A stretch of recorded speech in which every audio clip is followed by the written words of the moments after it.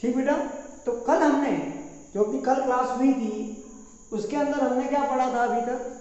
कल की क्लास में हमने पढ़ा था विभिन्न जो जंतु है उनका वर्गीकरण किस आधार पर किया गया, और पोरीफेरा जो जीव है पोरीफेरा के बारे में हमने पढ़ा था। आज उससे आगे हम पढ़ रहे हैं, उससे आगे आता है सिलेंटेटा जिसे नाइडेरिया भी कहते हैं। नाइडेरिया,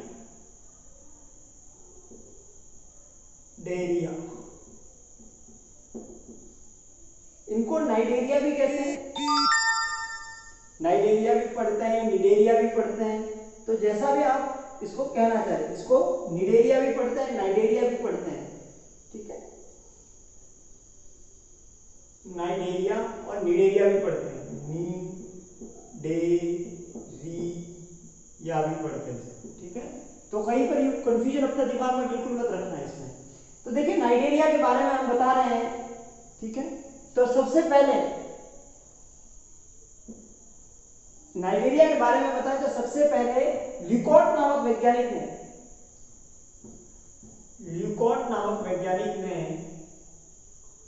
वैज्ञानिक जो थे इन्होंने सिलेंटेटा नाम दिया। क्या नाम दिया?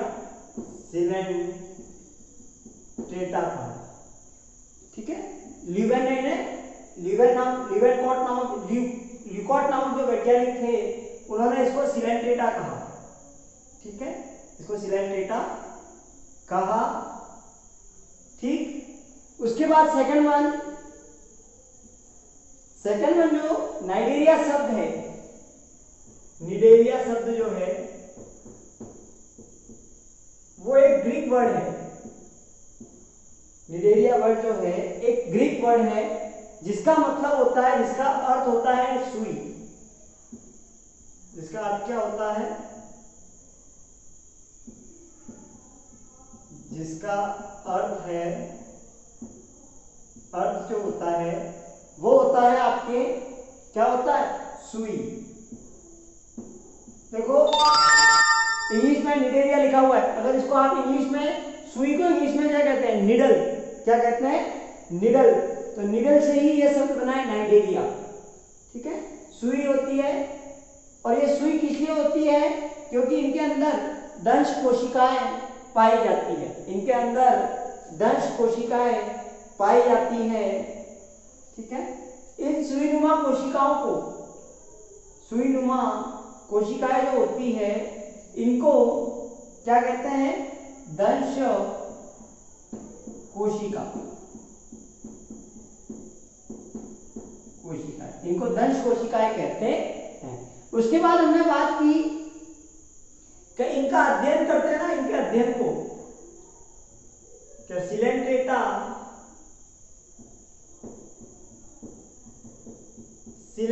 के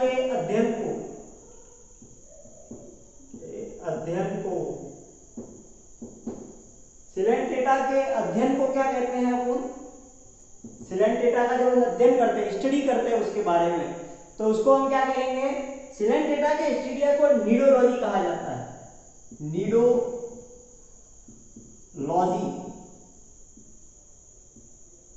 नीडोलॉजी, ठीक है।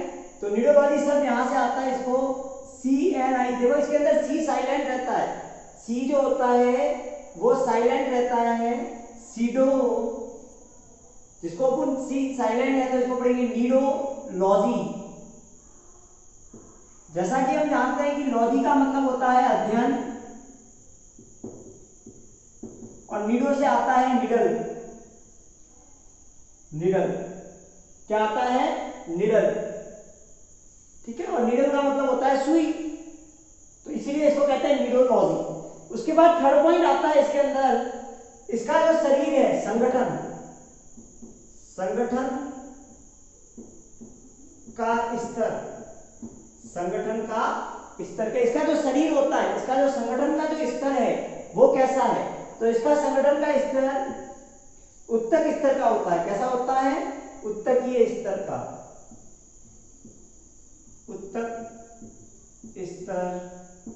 का, लेकिन कुछ जंतु जो होते हैं वो बहुकोशिकीय होते हैं, तो कोशिकीय उत्तक स्तर का कहा जाता है।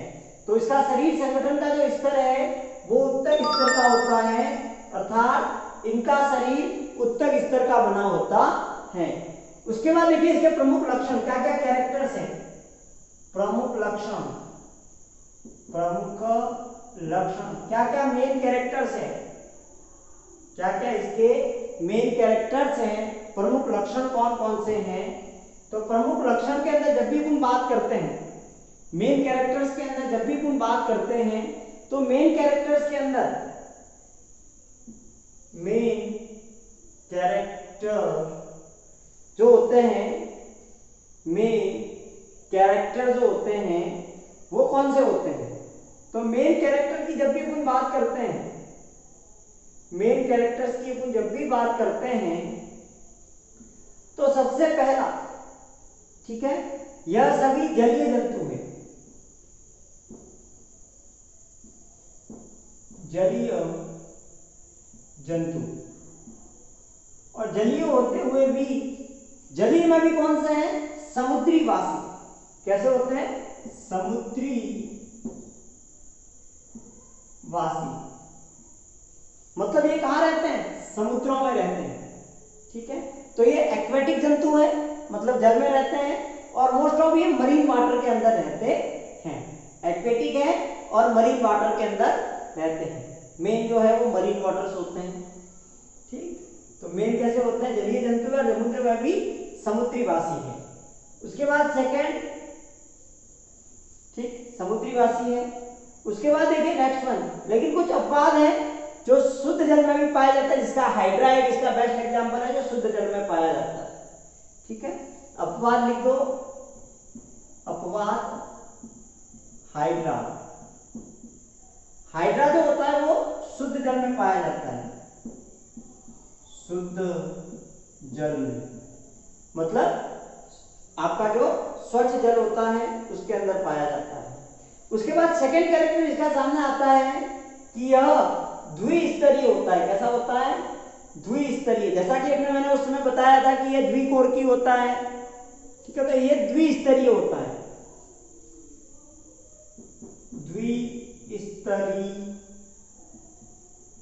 द्विस्तरीय। ठीक है, तो ये कितने स्तर होते हैं, 2 स्तर होते हैं, एक्टो और एंडो। एक्टो डर्म और एंडोडर्म,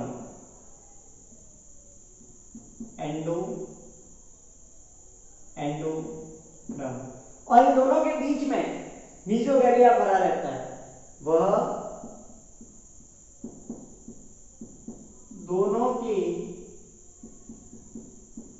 बीच में क्या भरा रहता है, मीजो क्या भरा रहता है, मीसोगैलिया।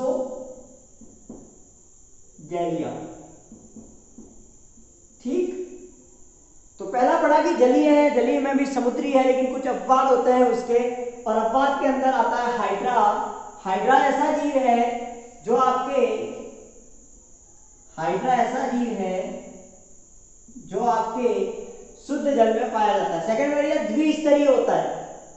ठीक है, तो द्विस्तरीय का मतलब इसके अंदर 2 स्तर होते हैं, एक्टो और एंडो, और उसके बीच में मीजोगैलिया भरा रहता है,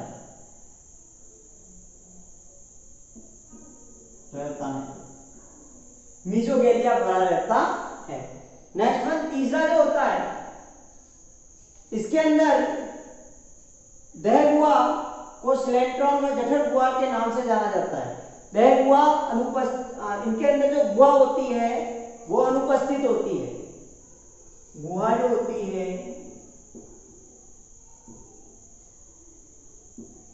अनुपस्थित,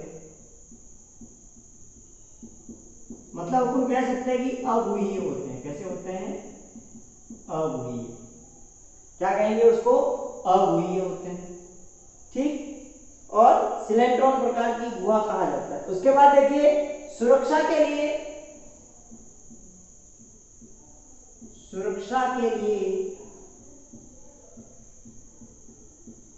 दंश कोशिकाएं पाई जाती है। दंश कोशिका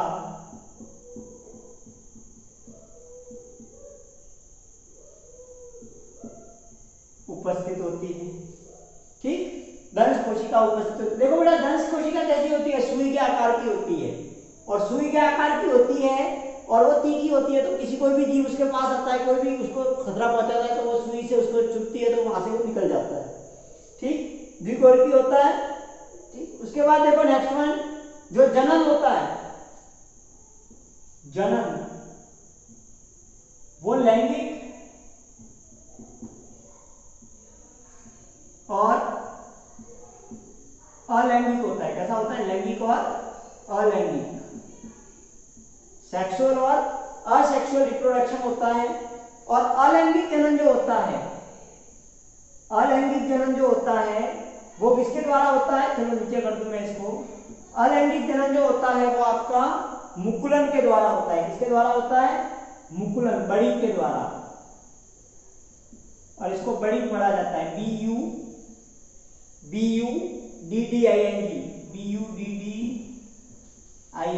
इसको बड़ी पढ़ा जाता है। क्या पढ़ा जाता है, बड़ी।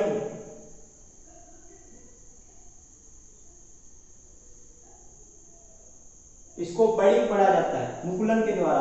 और लैंगिक जनन तो आप जानते ही हैं, मेल और फीमेल के द्वारा होता है। फिर नेक्स्ट वन, ये मांसाहारी जीव है, मांसाहारी जंतु है।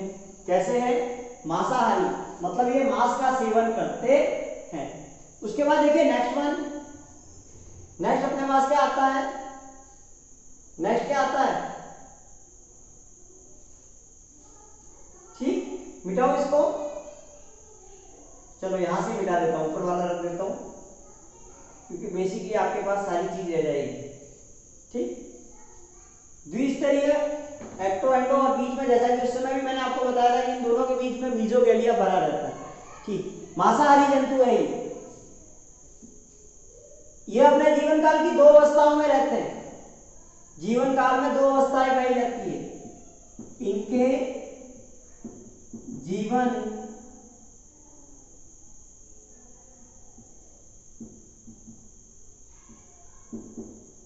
काल की 2 अवस्थाएं होती हैं। कितनी अवस्थाएं होती हैं, 2 अवस्थाएं। ठीक है, जीवन काल की कितनी अवस्थाएं होती है, 2 अवस्था। पहली जो होती है वो होती है पॉलिप। कौन सी होती है, पॉलिप अवस्था, पॉलिप। ठीक है, और दूसरी कौन सी होती है, मेड्यूसा। सेकंड पर कौन सी होती है, मेड्यूसा। दूसरी होती है वो मेड्यूसा होती है। ठीक है, पॉलिप अवस्था। अब देखो पॉलिप की संरचना कैसी होती है, क्या करती है, वो किस प्रकार की होती है। तो पॉलिप जो होती है वो बेलनाकार होती है, बेलनाकार। ठीक, अलैंगिक जनन करती है, अलैंगिक जनन। और कैसी होती है, कैसी होती है, स्थानबद्ध होती है, मतलब वो एक स्थान पर ही रहती है। ये स्थानबद्ध होती है, स्थानबद्ध। ठीक, ये स्थानबद्ध होती है। उसके बाद देखो नेक्स्ट वन आपके सामने आता है, दूसरा आता है पॉलिप। दूसरा कौन सा है, पॉलिप अवस्था। तो दूसरी अवस्था जो है आपकी वो होती है पॉलिप अवस्था। और पॉलिप अवस्था जो होती है वो आपकी होती है, पॉलिप अवस्था बेलनाकार होती है, इनमें अलैंगिक जनन पाया जाता है। ठीक है, सिलेंड्रिकल इसकी संरचना है। पॉलिप जो होता है उसकी सिलेंड्रिकल स्टेज है। पॉलिप कैसे लिखोगे, POLYP, पॉलिप। ठीक, और मेड्यूसा, मेड्यूसा। ठीक, तो ये होती है मेड्यूसा अवस्था। ठीक है, मेड्यूसा अवस्था। ठीक है, तो ये सिलेंड्रिकल होती है, सिलेंड्रिकल है, एसेक्सुअल रिप्रोडक्शन पाया जाता है इसके अंदर, और स्थानबद्ध होती है। सेकंड वन जो होती है आपकी वो छतरी के आकार की होती है, छतरी के आकार की, छतरी आकृति, छतरी के आकार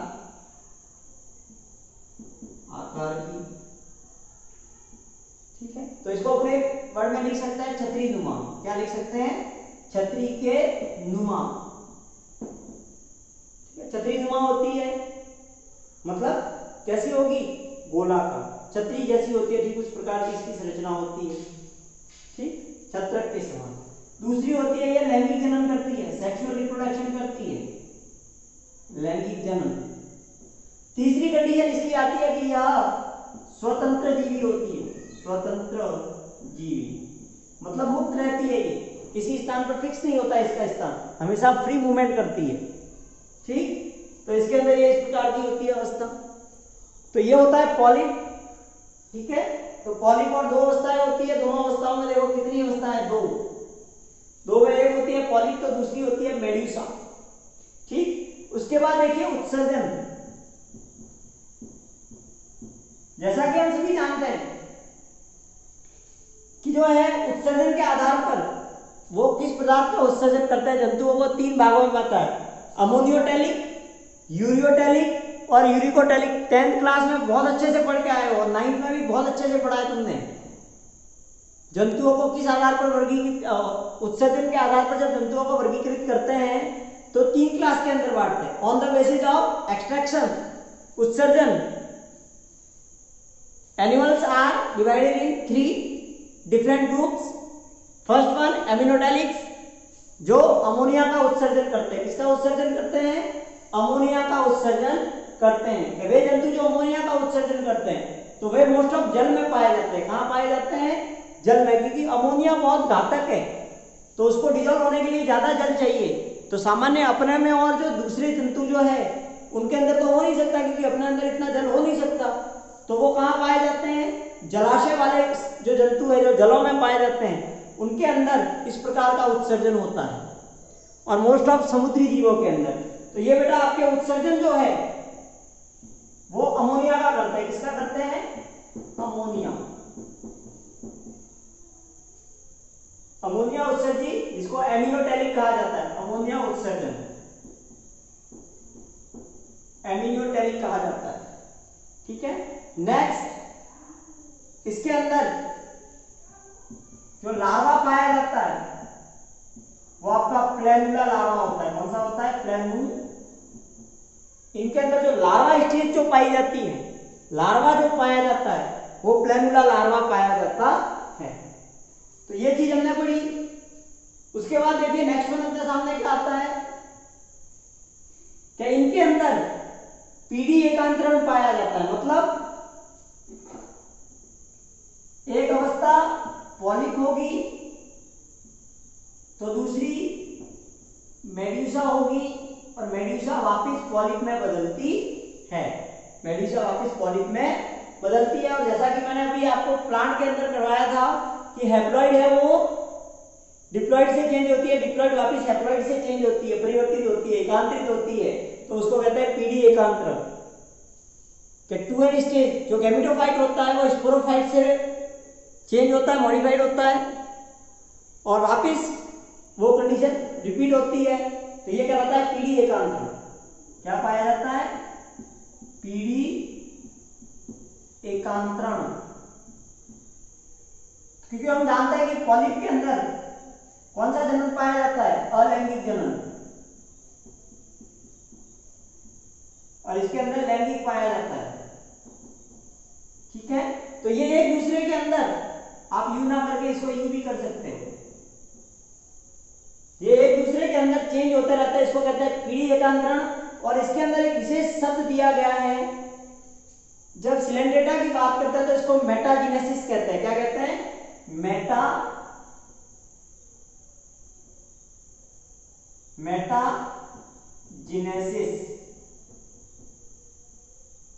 मेटाजिनेसिस, उसको क्या कहेंगे? मेटाजिनेसिस, ठीक है। तो ये बेटा आपके कुछ सिलेंड्रेटा के बारे में, कुछ नाइजीरिया के बारे में थे। अच्छे से इसको एक बार वापस रिवाइज करवा रहा हूं पूरा, तो एक बार अच्छे से सुन लेना वापस, और एक बार मैं दूर हो रहा हूं पूरा आपके सामने से, तो स्क्रीनशॉट लेना है तो भी आप ले सकते हो, स्क्रीनशॉट भी ले लो इसका जल्दी से, ठीक। तो स्क्रीनशॉट ले लो इसका पूरा। चलो आगे नेक्स्ट वन, तो देखिए बेटा, मैं यहां से ही आपको पूरा रिपीट करवा रहा हूं, तो सुनिए इसको ध्यान से। नाइडेरिया की बात कर रहे हैं, जिसे निडेरिया भी पढ़ते हैं, ठीक है। लेकिन ल्यूकार्ट नामक जो वैज्ञानिक था, उन्होंने इसको सिलेंट्रेटा कहा। क्या कहा? सिलेंट्रेटा। नाइडेरिया एक ग्रीक वर्ड है जिसका अर्थ होता है सुई की आकृति, और सुई की आकृति की केस के अंदर दंश कोशिकाएं पाई जाती हैं। उसके बाद देखिए नेक्स्ट वन, सिलेंट्रेटा का जब अध्ययन करते हैं, देखो बेटा निडेरिया, इंग्लिश में नाइडेरिया को पढ़ोगे तो NEE निडेरिया, निडल, तो निडल से, नाइडेरिया से निडल शब्द आता है, और निडल एक ग्रीक वर्ड है, सुई, और उसको दंश कोशिकाएं कहा जाता है। सुई भी तीखी होती है ना, तो इसलिए इसको दंश कोशिका कहा जाता है। उसके बाद सिलेंट्रेटा का अध्ययन नीडोलॉजी कहलाता है। क्या कहलाता है? नीडोलॉजी। नीडो का मतलब होता है निडल, देखो मैंने इंग्लिश में लिखा हुआ है NEEDLE, निडल, ठीक। और लॉजी को हमेशा अध्ययन पढ़ते हैं, कहीं पर भी लॉजी शब्द आता है तो आप समझ जाइए कि इसका मतलब क्या है? अध्ययन। उसके बाद देखिए नेक्स्ट वन, संगठन का स्तर कौन सा है? तो क्या उत्तक स्तर का होता है, मतलब इसके अंदर जो कोशिकाएं हैं वो समूहित हो जाती है और उत्तक का निर्माण करती है। लेकिन कुछ जंतु होता है वो कोशिकीय स्तर की भी होता है, तो कहीं कहीं पर यह भी लिखा होता है कोशिका / दोनों को जोड़ते हैं उत्तक स्तर का, ठीक है। उसके बाद हमने पढ़ा, नेक्स्ट वन हमने पढ़ा प्रमुख लक्षण, मेन कैरेक्टर्स क्या है। तो मेन कैरेक्टर्स के अंदर ये जलीय जंतु है, और जलीय के अंदर भी समुद्रीवासी है। लेकिन कुछ जंतु जो होते हैं वो स्वच्छ जल में भी पाए जाते हैं, तो उसका एग्जाम्पल मैंने अभी लिखा था, हाइड्रा। फिर ये कहते हैं द्विस्तरीय, मतलब द्विकोरकी, इसके अंदर 2 कोरक पाए जाते हैं, 2 स्तर पाए जाते हैं कोरक के, एक एंडो और एक एक्टो। एक्टो का मतलब बाहरी, एंडो का मतलब अंदर, और दोनों के बीच में मीजोगैलिया भरा रहता है, ठीक। उसके बाद हमने कहा गुहा, इसके अंदर अनुपस्थित होती है, ठीक है। लेकिन कुछ जंतुओं में प्रेजेंट होती है, तो उसको सिलेंट्रेटरीय गुहा भी कहा जाता है। पूरी विकसित गुहा नहीं होती, वो विकसित नहीं है, लेकिन सिलेंट्रेटा की गुहा को मानते हुए चलो कि ये गुहा है, तो उसको उसी के नाम पे कह देते हैं कि सिलेंट्रेटरीय गुहा। उसके बाद सुरक्षा के लिए, जैसा कि हमने ऊपर पढ़ा था कि इसके अंदर दंश कोशिकाएं उपस्थित होती है। दंश का मतलब होता है डसने वाली, मतलब चोट करने वाली, इसलिए इसको दंश कोशिका कहते हैं। जनन जो होता है वो लैंगिक जनन, लैंगिक और अलैंगिक जनन होता है। लैंगिक जनन तो हम जानते हैं मेल और फीमेल युग्मक के द्वारा होता है, लेकिन अलैंगिक जनन जो होता है वो मुकुलन के द्वारा होता है, बडिंग के द्वारा होता है, ठीक। तो बडिंग के बारे में आप 9th क्लास के अंदर पढ़ के आए हो, फिर भी अगर समझ में नहीं है, बडिंग याद नहीं है, तो क्या होता है बडिंग? देखिए ये मान लीजिए आपका हाइड्रा है, और एग्जाम्पल भी आपने 9th में पढ़ा था, तो हाइड्रा आपको दिया था वहां पे, हाइड्राइस्ट, ठीक है। तो जब ये बड़ा हो जाता है तो इससे एक छोटी संरचना लीजिए जिसको मुकुल कहते हैं। क्या कहते हैं? मुकुल। ये मुकुल वृद्धि करता है, ग्रोथ करता है, और ग्रोथ करने के बाद जब प्लांट डेवलप हो जाता है पूरा, ये जब डेवलप हो जाता है जंतु, तो इससे एक अतिवृद्धि निकलती है और इसको मुकुल कहते हैं। ये मुकुल वृद्धि करके वृद्धि करता रहता है, और जब तक वृद्धि करता है तब तक वो अपने पेरेंट्स, जो मात्र पादप है, मात्र जंतु जो है उससे के साथ जुड़ा रहता है। और जब पूर्ण विकसित हो जाता है, विकसित हो जाता है, तो वो किसमें बदल जाता है?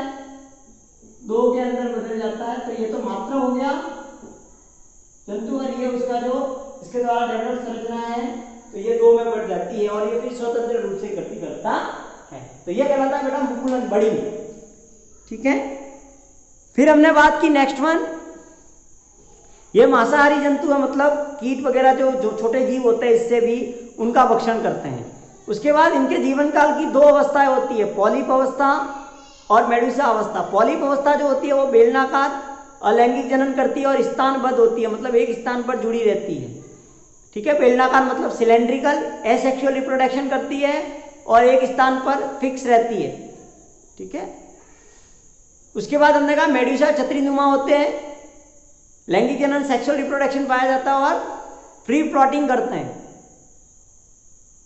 ठीक है, स्वतंत्र जीवी होते हैं। उसके बाद उत्सर्जन करते हैं वो अमोनिया का करते हैं। किसका करते हैं? अमोनिया का। अमोनिया का उत्सर्जन करते हैं, अमोनिया का उत्सर्जन करते हैं।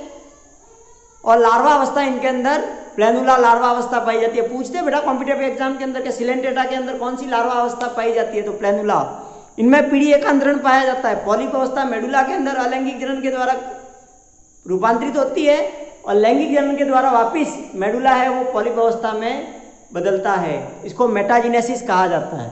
तो ये बेटा आपके कैरेक्टर्स थे। अब उसके बाद पढ़ते हैं नेक्स्ट वन अपना।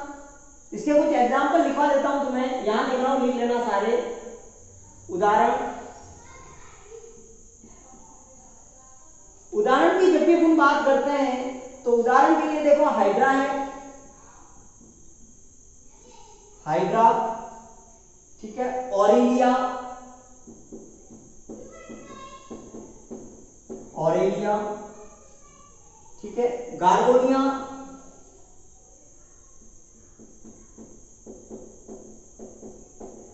जिसको समुद्री पंखा भी कहा जाता है, और मेट्रीडियम,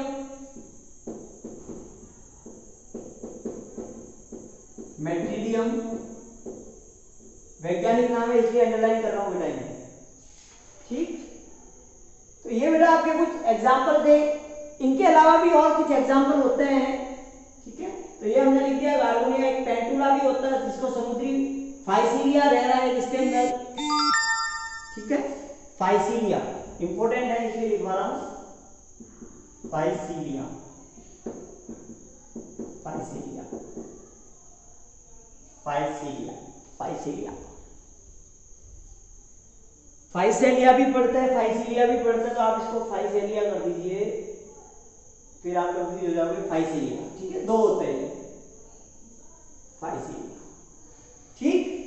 तो हाइड्रा है, ऑरेलिया है जिसको समुद्री जली के नाम से भी जानते हैं, गार्गोनिया जिसको समुद्री पंखे के नाम से भी जानते हैं, फिर उसके बाद फाइसेलिस, फिर मेट्रीडियम, और मेट्रीडियम को लेडी फिंगर के नाम से भी जाना जाता है।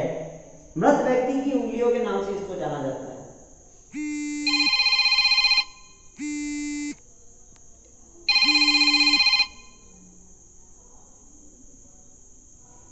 ठीक, चले आगे। तो अब बात करते हैं अपन नेक्स्ट अपना जो है, ठीक। देखो बेटा यहाँ पर कुछ नाम जैसे कि दे रखा है, जैसे कि मैंने फाइसीलिया लिखा है तो इसको पुर्तगाली सैनिक कहा जाता है, ऑरेलिया को जेलीबीन कहा जाता है, मेट्रीडियम को समुद्री एनीमोन कहा जाता है, पेंटुला को समुद्री कलम कहा जाता है, गार्गोनिया होता है उसको समुद्री पंखा कहा जाता है, एल्सा यूनियम और है जिसको मृत मनुष्य, एल्सा यूनियम और लिख दो, Elsa union, Elsa union, Elsa union,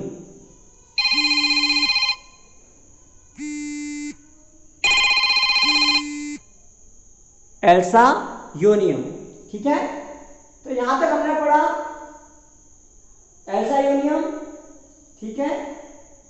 तो उसके बाद देखिए नेक्स्ट वन पढ़ रहे हैं अपन, नेक्स्ट टॉपिक,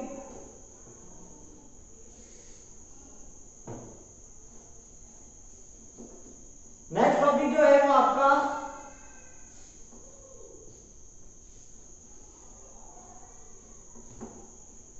प्लेटी एलिमेंट्रीज से पहले मैं कीनोफोरा करवाऊंगा, ठीक है। बहुत छोटा सा समूह है लेकिन फिर भी आवश्यकता है उसकी, तो अपने को पढ़ना पड़ेगा।